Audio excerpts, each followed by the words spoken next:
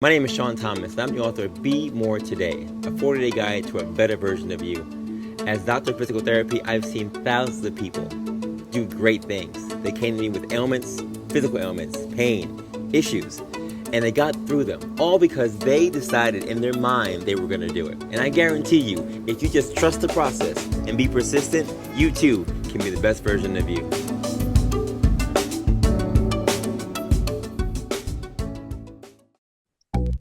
Have you ever been out and about with nowhere to stash your keys and ID so you can be hands-free? Whether you're running errands, traveling, or hitting the trail, Spy Belt is the belt that goes where you go. Made with stretchable fabric and a low-profile design, Spy Belt is your perfect companion to keep your essentials secure without bouncing or chafing.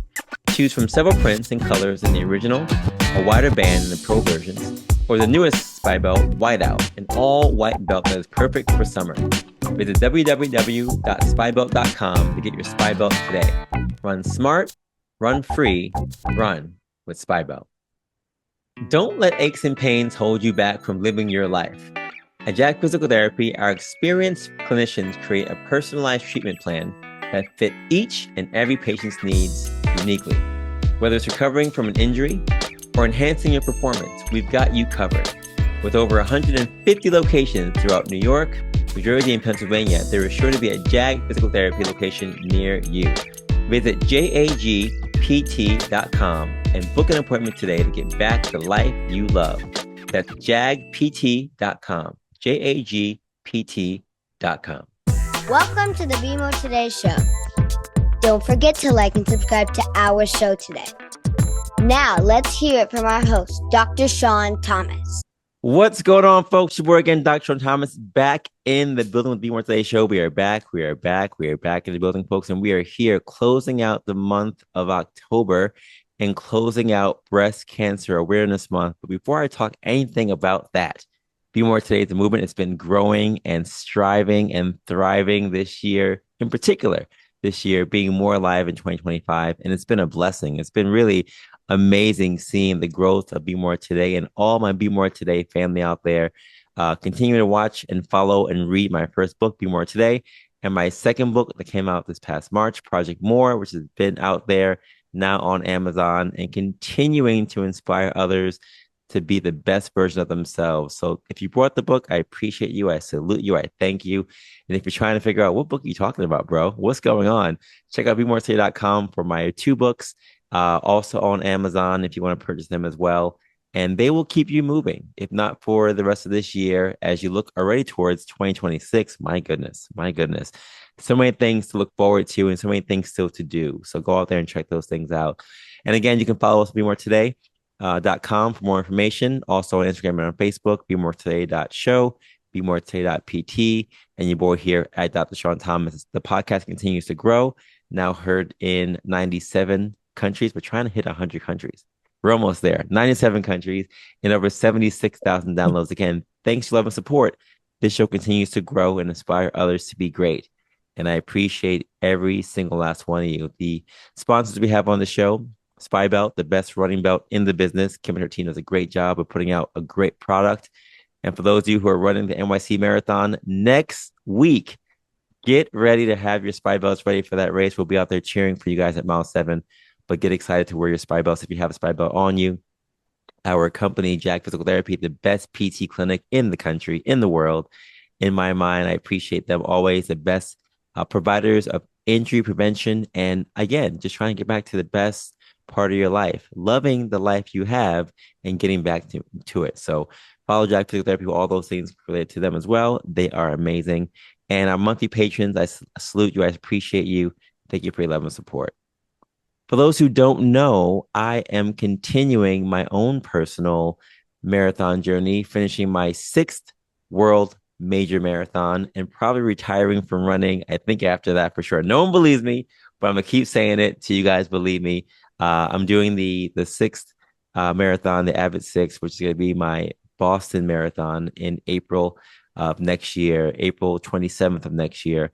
And I'm running for a cause called Stride for Stride. Stride for Stride is a nonprofit running organization that buys race bibs for immigrant, BIPOC, and low-income runners. The goal is to make racing more accessible and more diverse. And there's no reason why anyone should not be allowed to appreciate and enjoy running and the enjoyment and the satisfaction of accomplishing a goal. Travis Tribe was launched in 2018, and there are over 430 runners from 27 countries who are part of this team. And everyone who's on the Stride for Stride team receives free mental health given by Stride for Stride. They are in so many countries doing great things. And again, we're trying to raise $9,500. That's right, $9,500 by April 27th. So if you want to be a part of that movement with me, check out the show notes and give $1, $2, $5, whatever you want to give to a great cause so that others can also be more today. Our quote for today is simple as always. I choose to live. I choose to fight. I choose to win by Lance Armstrong. We have been closing out this special month. It's been PT Appreciation Month, so I appreciate my PTs out there. We appreciated those last week. But we're also closing out Breast Cancer Awareness Month. And it's been amazing hearing so many stories of others who have been going through the struggle, going through the fight, going through the battle. Like I said on the last Breast Cancer Awareness show, I've been through a number of different races. I've run marathons, I've done Spartan races, but nothing in my mind can compare to the fight and the diligence and the focus that you need to fight cancer. I've never had to experience that, thank God. But there are so many who have been through this fight and are here to tell the story. And today's guest is no different. I love bringing on people that I appreciate and support and admire, especially people who are part of my Spartan Sunday Run Club family. And those are a number of people around the world who do races with us, but also do our walk with us. We have a number of step challenges we've been doing every single year, and our team does a number of things together. And I said, who else can I bring on this show? Talk about the fight, talk about being a warrior, talking about going through the struggle and not giving up. And the next guest on the Be More Today show today is Angela Renee Williams. So, ladies and gentlemen, boys and girls, pets included, buckle up your seatbelts and get ready as you welcome our next guest, Angela Renee Williams. Angela, what is going on? How are you? What's good? Hi, Sean. I'm doing great. Thanks for having me on your show. I really appreciate it. Not a problem at all. Thanks for making the time. I appreciate you. And, we've been following you on social media and you've been putting out some stuff. You've been Yes. putting out the story. And I didn't want to say too much about the story because I want listeners to hear it from you directly. So when it comes to this special month, Breast Cancer Awareness Month, you are now in that same contingent of people who has been a fighter, continues to be a fighter, and is soon to be an overcomer. Can you just share with us what is your current situation and why breast cancer awareness is so important to you? Yes, it's very important to me because I like to think about a song, a gospel song. It's called, it says, if I could help someone along the way, then my living won't be in vain. And that's how I see any challenge that I'm given. And I definitely see that about this. And I really wanted to spread the awareness about breast cancer, especially because oftentimes we're given advice or we're told things that may not sit well, but we're not sure about them. And I think it's good to hear it from a survivor or a thriver. Awesome. Awesome. So let us hear the story then. Where are you in your journey? When were you diagnosed? What kind of cancer you Yes, have? Tell us. thank you. So, in November, I found a lump in my right breast. And kind of was like, oh, maybe it's nothing. I'm not sure. That's why I always talk about the fact that self breast exams are important. So I found it myself. I waited for a little while. I went back to the doctor. They ordered a mammogram, and Black women often have dense breast tissue. And so the mammogram did not show anything. I had an ultrasound. The ultrasound confirmed that there was something, and later had an MRI, and it showed that it was worse than we thought. Mm, And so, just in terms of my message, very important mammogram, ultrasound, always, because dense breast tissue doesn't show up. mm, So, I in February had the diagnosis. I was diagnosed in February. I remember being in my bathroom, getting the call from the doctor. I just like, fell down and called my sister and called a friend. And I was teaching at NYU at the time. And my friend came to pick me up and she's like, I'm driving with you I'll take you to teach. And we rode the whole time, just kind of small talk, not really saying much.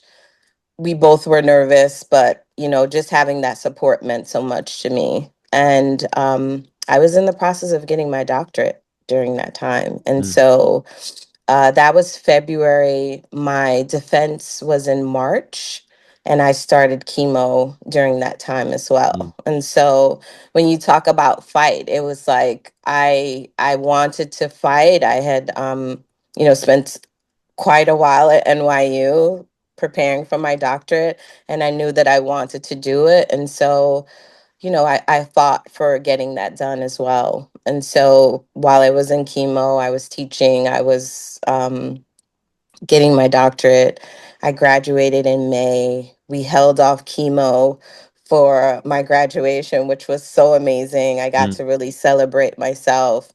And then in July, I had a bilateral mastectomy. And unfortunately, during the surgery, my lung was punctured and had a chest tube. But it's amazing, the body, right? The lung mhm, sort of just repaired itself. It was, this amazing thing to me. And spent a little more time in the hospital, but was able to be released. And, but the journey was difficult, the stuff after, the drains, the appointments. What I would say is, I had such great support. I have a 23-year-old daughter who was amazing at my side all the time, and friends and family. And I think that that's so important. mm. And so, sort of where I am now is that I'm in the last phases of radiation and then figuring out what my next phase will be in terms of ongoing treatment to prevent it from coming back. Wow. Incredible. I'm inspired just listening to you, and I can't imagine what it would have been like knowing that you have to go through this and still keep doing what you're doing in terms of school, in terms of finishing school, in terms of being there for your family. I mean, we always talk about the journey and what happens when you're going through certain situations, but life still goes on, right? There's still Right. things to get done, and you have shown that you were able to still get those things done while fighting behind the scenes. And Yeah. I'm curious for you, what was the motivation for you to keep pushing forward when you knew that your body felt certain ways? I'm sure fatigue was a factor. I'm sure uh, there were thoughts of anger and maybe even like fear. But what kept Yes. you going during those moments, those dark moments where you were like, you know what, I'm gonna get through this? What sustained you? Yeah, someone said to me, nothing will have you fight like your children. Mm, And I will say always that my daughters were my reason for really fighting and making sure that, I did everything that I needed to do, that I was here for them. And my mom died when I was 21. She had lung cancer, and I watched her go through it. And yeah, I didn't want that for my girls. Like, I wanted to make sure that I was here for them, and that um, you know, that they were able to see me in a way that was vulnerable. I cried.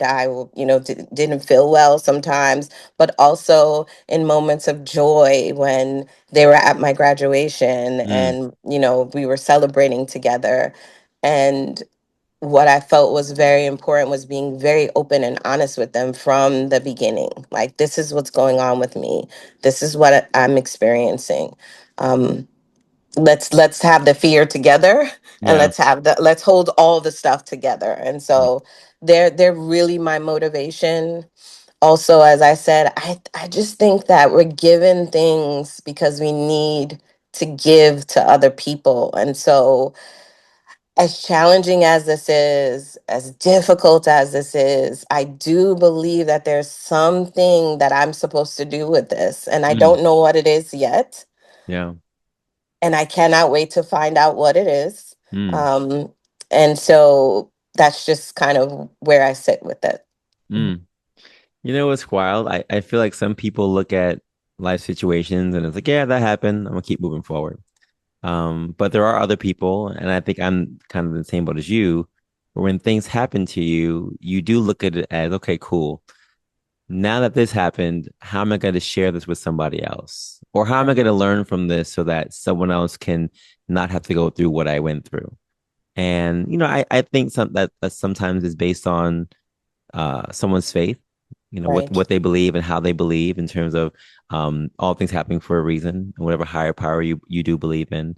But I do think sometimes that is also just based in our DNA as Black and brown people. I think Correct. our history has always been a history where we're always like, okay, cool, this happened, but how can I make sure that this doesn't happen to my son, my daughter, my whoever else? Because we're always looking for the tribe moving forward in a way that's going to be beneficial for the future. And Correct. I know you mentioned that your kids were the ones who inspired you. But talking about your mom passing away when you were at such a young age, how did that memory, how did that imagery push you forward during your times when you knew you wanted to give up? Yes. So I would say that might have been a bit challenging in terms of, knowing her outcome and knowing mine. And Hmm. at the same time, technology has advanced so much. It was also lung cancer. This is breast cancer. Um, and my daughter used to sing a song to me. She would say, "Your story is not her story, or her story is not your story." And Mm-hmm. whenever I would get in my head about, oh gosh, I'm gonna die. I'm not sure. And she would see me and she would just sing, "Her story is not your story." Mm, And that just like really, really helped me. She actually sent me a song today that God is in your story. And mm, I was like, yes, he is in my story. And so I hope that answers that. But just like my mom's situation, I think one helped me to kind of reflect on what she might have been going through, how difficult it was for her. And I provided care for her. I left college and stayed at home mm, while she was recovering or not recovering. mm, Going through treatment and just thinking about, the key moments of when she struggled and how she struggled and how bad chemo was and, how it is now. And now when you have chemo, they give you a shot after to bring your white blood cell counts up, which they didn't do that then. And right. so what was happening is people's bodies were not responding well to the chemo, and then they had to go back another day for chemo. So I think, advances, they've definitely helped. And also, my mom was a fighter, like Mm, a really, strong fighter. And most people would say that about her. And so just really thinking about like taking that piece of her, like making sure that I was fighting too. yeah.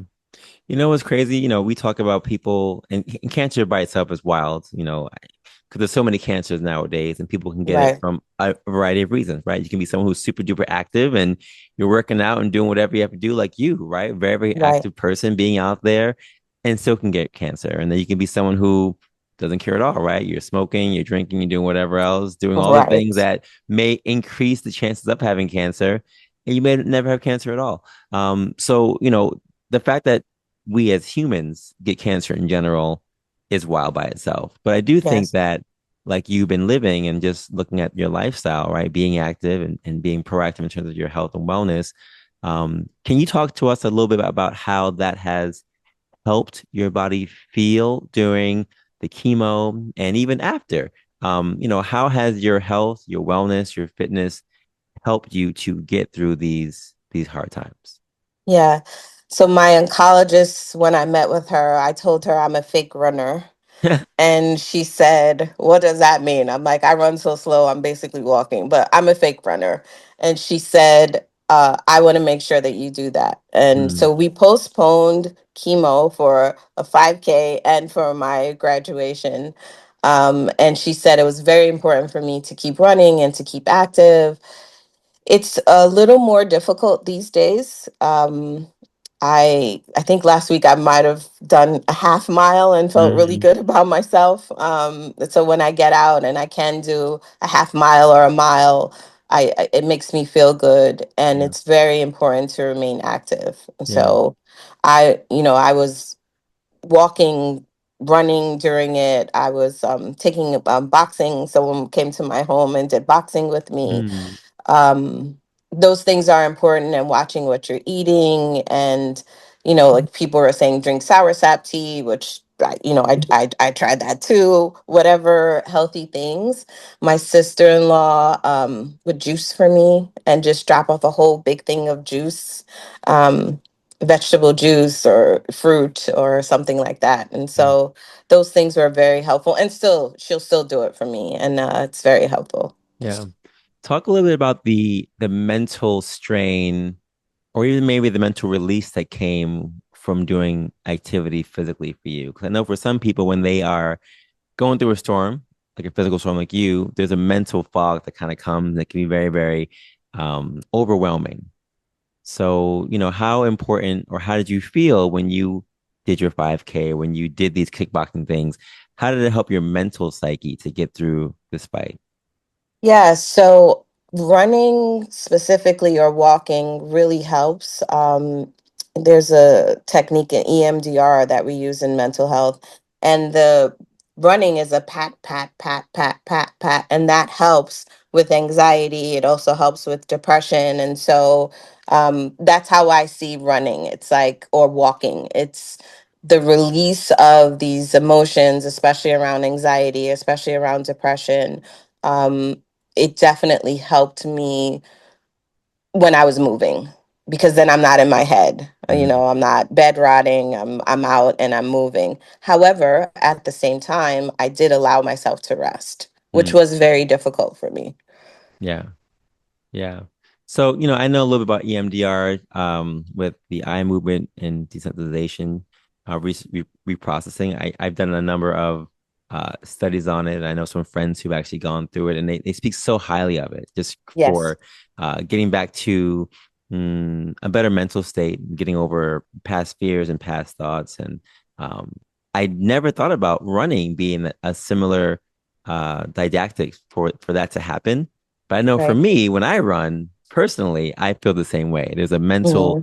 release that happens every time I go out there, whether it's a 5 mile or a 20 mile, which I'm going to be doing soon. But those things definitely bring mental clarity. And besides just releasing different toxins and relaxing the body in general and endorphins, it does make things just feel better.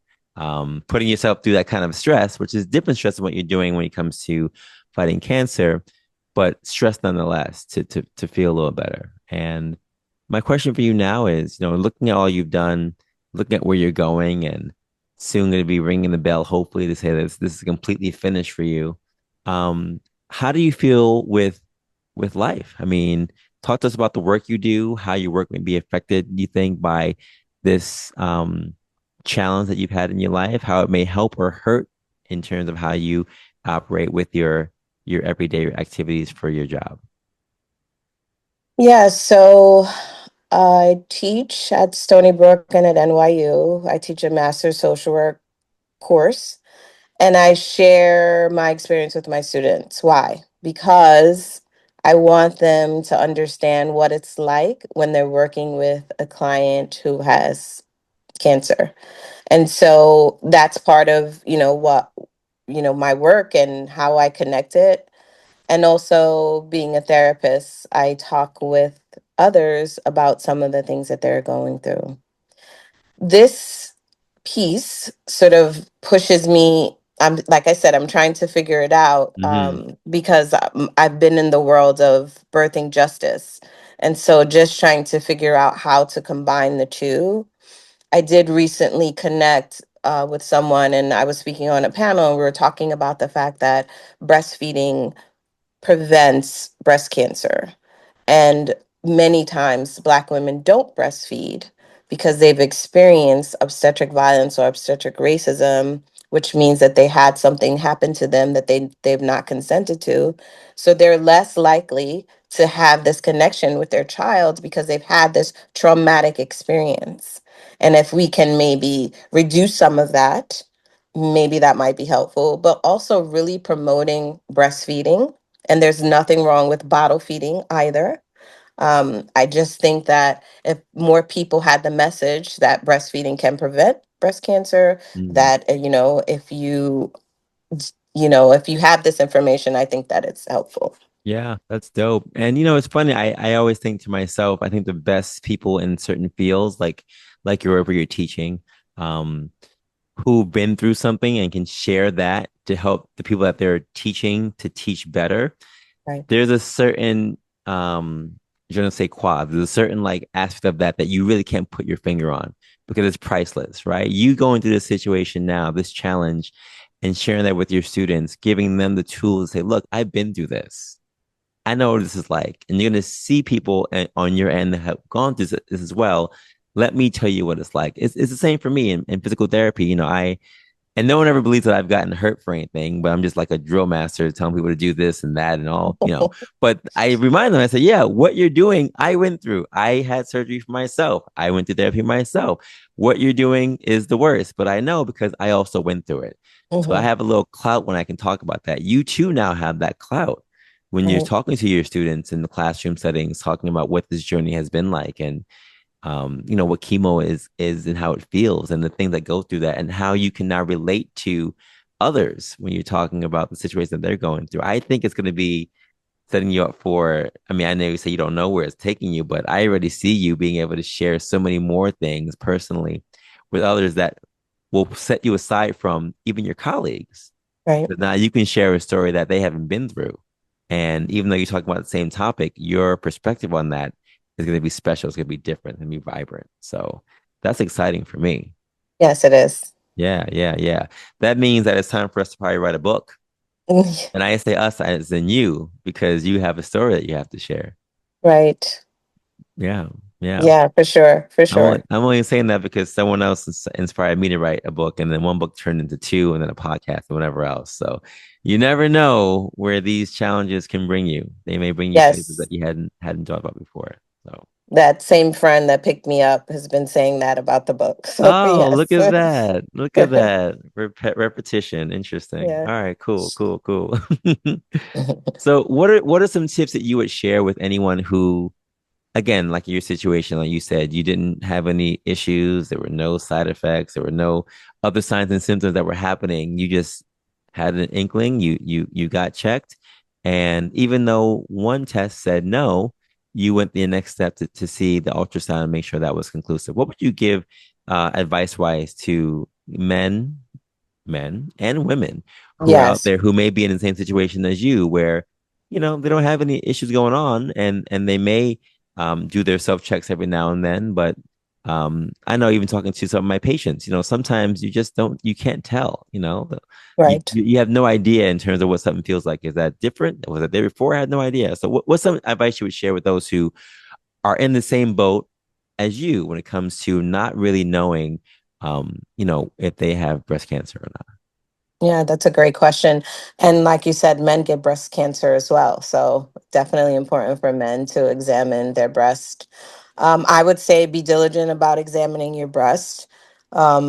Have it in your calendar so that you know that it's time to do it. We used to tell women to do it before or after their period, but if you're in menopause or perimenopause, that changes. And Mm, so sometimes you're focus on the symptoms related to menopause and perimenopause, and you're not thinking about doing the self breast exam. So I would say, have something somewhere reminding you of that.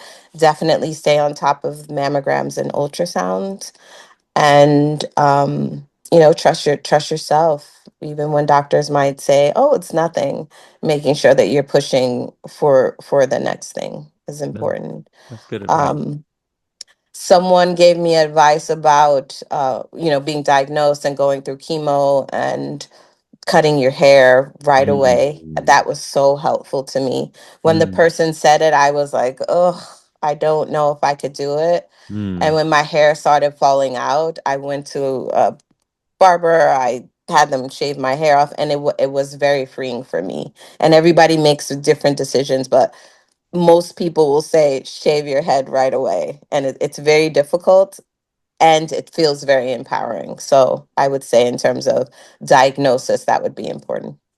Was it empowering because you felt like you had control over that decision? Yes, for sure. For sure. Hmm. And it helps that I have a little head, as people say, oh, you have a little head. So it was helpful for me. Some people, it might not be helpful, but yeah, it was very empowering for me to do it. And I didn't speak with anybody about it. I FaceTimed my daughter after, and she was like, what? Because I didn't want, input from anyone. I just did Mm. it. Yeah. So Yeah. I think those things are key, like really speaking to other people who have gone through it, and knowing what it's like, and also seeing the other side of it. Like, the other side Mm. of it is that you not only survive, you thrive. Yeah. Like, when you see someone who's gone through what you've gone through, and they're still smiling, and they're still moving, and they're still doing all the things, I think that that's so inspiring. Yeah. And that's what I would say. Like, find somebody in your village who has gone through it and is on the other side of it. Mm. Mm. Well, that's the reason why we want to have this show so that others who might not know someone who's been on the other side can say, look, Angela is about to be on the other side. She's about to ring that bell. And she's going to be someone that I can look to say, look, if she got through it, then I can get through it. The same way we have these races, right? These 5Ks and whatever else. You see somebody do a 5K, like, oh, I can't do a 5K. And then you see Mhm. yourself out there, and then you're like, you know what? Whether you're walking or not, right? Running, walking, Correct. whatever, everyone gets that same medal. And then you say to yourself, I did that. And then someone's looking at you, like, oh, Angela walked that thing, but she walked pretty fast. I could Mhm. do that. And all of a sudden they're out there too. So yeah, I think it is about sharing the story. And um, I think some people are afraid to share their story. Correct. And I want to ask you, was there ever a moment where you were like, I don't want to tell anybody. Like, I just want to keep this to myself and just go through this alone. Was there ever a moment in your mind when you felt that way? When I found out, I said, I want to be authentically myself in all places and spaces. And Mm, so for me, I didn't want to pretend to be okay, or mm, pretend like I wasn't thinking about it. And so I don't think I had that moment. Sometimes I think during the process, it was a little difficult, like updating everyone on right. the things that were going on. So, again, as I said, I have this wonderful daughter. I had her update people, which I felt was very helpful. So then I didn't have to keep telling everybody, well, this happened, that happened. Yeah.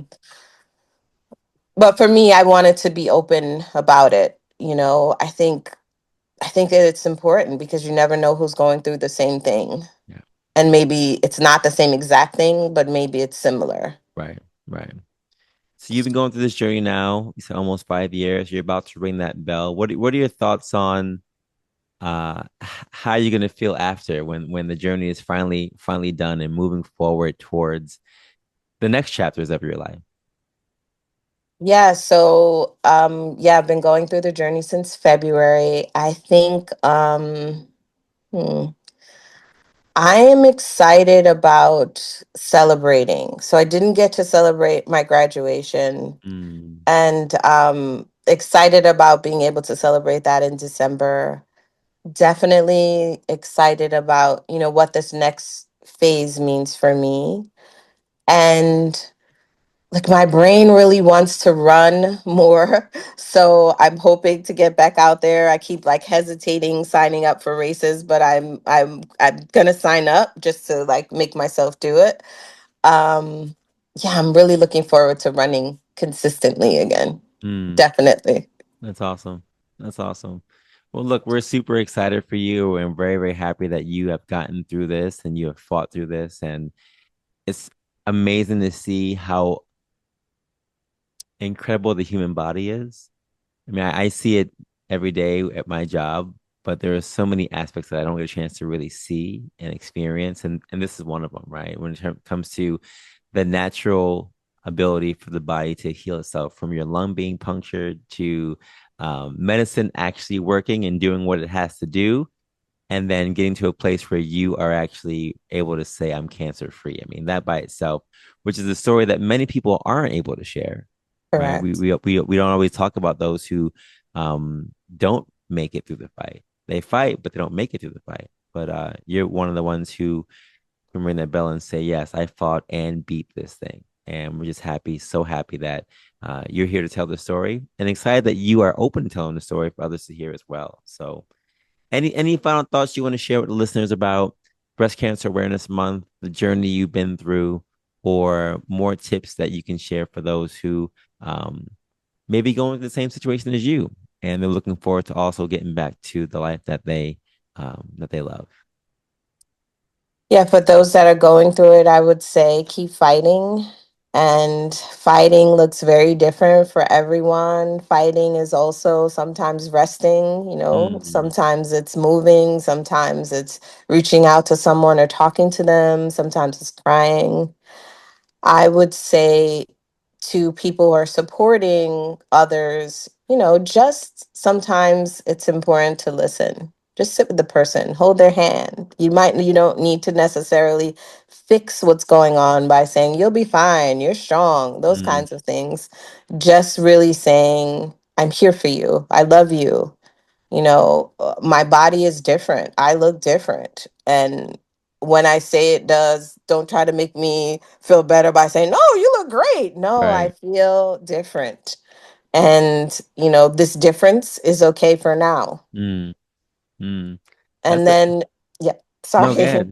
And just lastly, I love that we have come so far in terms of where we are with cancer. Mm, And at the same time, I think that, this is environmental, they say, in terms of breast cancer. So I wish that there was more that we could do about our environment. yeah, yeah.